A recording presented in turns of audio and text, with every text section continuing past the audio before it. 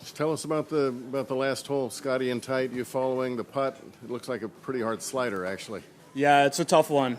I was obviously wanting to be below the pin, but wasn't sure how soft the greens were, if we're going to spin back at all. Obviously, he hits it in there nicely. Couldn't tell how close it was, but obviously when you get up there, you see it's one of those putts that if I make mine, his gets significantly tougher, and if I miss, he probably will make his. I don't know, but it's it was definitely no gimmicks there. So to put the pressure on him was awesome. What's better for you, winning or finally doing the row? Yeah, it was. That was my first one there. It's fun. It's you definitely get the adrenaline from it. But winning in the playoff against Scottie, best player in the world, was pretty satisfying. Does it make it more meaningful? I mean, everyone's good out here. Is it making more meaningful when it's someone like him? Yeah, I think so. You always want to try to beat the best, and what he's been doing the last few years is just super impressive, and have so much respect for him and his game, and to go up against him and have a chance to beat him, I think it's just super exciting. That's what you wake up every day to get better. That's for those moments right there. How much does it sort of speak to your confidence with the putter, making a shot like that with a lot of people here? It's one-on-one at this point. The tournament is down to just you two, and it was the putter that got it done. Yeah. I putted it great all week, basically. Yesterday I missed some short putts and got a little bit nervy over some putts, which I have a tendency to do at times. But it's a new day, and when Scottie sticks it in there tight, there's no, you can't be scared of anything. You got to make the putt. That's as simple as it gets. And just went through my routine and tried telling myself that I got this, and I feel good, and it just happened to roll in, and I couldn't quite believe it. Can you compare and tell us about how the pressure maybe feels different going down playing that hole last night, and then how the dynamics of the change and how it feels different playing it this morning? Yeah, I mean, it feels the same. You're still just as nervous, but it's a little bit different knowing that, I mean, obviously you want to win, but there's less to lose in a way. You've kind of had time to reset and go through your warm-up. You're acquainted with what you're dealing with what you're going to show up and have to face, versus yesterday it's all unfolding in real time, and sometimes it's hard to gather yourself in the moment. So I think that was maybe one of the other things that were different, but at the same time you're still, I mean, just on the drive, it's hard to feel the same or go through the same routine. Things just feel different. Your legs are shaking, your hands are shaking. It's super challenging. And how does this change your expectations or any of your goals, what you want to achieve at Birkdale?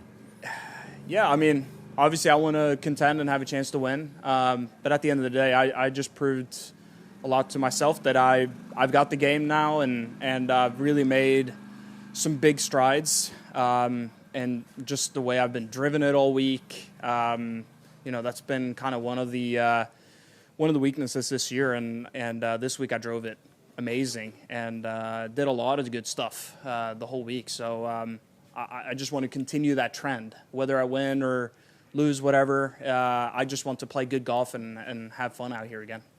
Speaking of which, two things, Victor. We'll talk and remember about the putt, but going first in a playoff, speaking of driving, that was probably an important one for you, I would think. Yeah, I was thinking about it yesterday. I mean, with the practice rounds and even in the tournament rounds, 18, I've absolutely hammered it every single day. And, even the drive yesterday and today, just straight down the middle. And that just feels really good when you know that you've got that in there. You don't have to hope or steer it or guide it out there. You just swing and know that it's going to go straight down the middle. And that's something that I've been missing for a long time. And along those lines, I think you made an interesting point this week about shots turning out the way you're seeing them. Scores are scores; they are whatever. At what point did you feel capable of doing this in terms of hitting shots and knowing what to expect? Yeah, and that's how long ago was that? Yeah, and that's one of those things that's been very difficult, especially when you've been going through some struggles like I have. some of the shots that I've seen are just like, whoa, how is that even possible? Like, I've never seen some of those shots before. And then I've had moments where, okay, I think I'm onto something that feels good, and then that one big miss comes back again. So even if you're playing good golf, it's still kind of in the back of your mind a little bit. Ooh, are we over it? Are we good? And it's you have a little bit of doubt still in there, even though you're hitting good shots. And I don't know if there's like this one point where you go, oh, I got it now. It just kind of, those big misses stop happening, and then you just expect to see the ball going straight, kind of like what happened this week. Because even U.S. Open last week, I thought I drove it a lot better, but I had one big miss on the 12th hole out there, and the left to right wind that went OB. So I had one bad shot that cost me 2 shots for the tournament, and I missed a cut by shot. Yeah. How was Canada? Canada was a lot better, but still it felt like I was maybe guiding it a little bit, not quite as comfortable as I would have liked, but it was definitely a huge step in the right direction. So I've been like progressing the whole way, but still having a little bit of doubt in there. But this week I just kind of went to work and felt comfortable. Viktor, you're the first international champion here since 2016. Can you describe what the atmosphere, what the environment was like, you and Scottie playing together the last 3 days, the USA chants, all your countrymen here for you? Yeah, it was amazing. Obviously the home crowd was rooting for Scottie. He's the best player in the world. We're in the United States of America. That goes. That's just kind of how it goes. But I thought it was super exciting, and the crowds were super respectful. And it just really motivated me to play better. And obviously with some Norwegian jerseys out there, brought the vibes. And I think the American crowds thought it was cool as well. I thought it made the event a lot more enjoyable, I think. So yeah, it was just a blast to play at a great golf tournament, a great golf course in front of great fans, and it was an absolute blast. And Andy mentioned that this was the course, this was the event that gave you that PGA Tour exemption. What has this place meant to you over the years, and now you find yourself in the winner's circle? Yeah, crazy. This is where it all started. This is my first professional event, and every time I see Andy, we kind of reminisce about it, and it feels like a different lifetime ago. I feel like I've changed quite a bit. The world has changed quite a bit.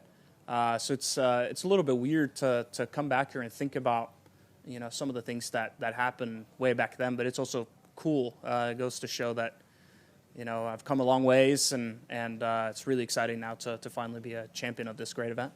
What was it like having your mom here to see it with her own eyes? She says it's the first time she's seen you win with her own eyes. Yeah. I've won a few times now over the world, but never had my mom or dad watch me win one. So it was really cool to have her here, and we get to go home together to Norway later today. So it couldn't be a better way to win a golf tournament and celebrate going home. Didn't she used to call you after rounds and tell you what she saw? Did your mom ever do that? Oh, I think you're referring to one story that was a little bit misconstrued. Yeah, it was a great story. Yeah, it was a great story.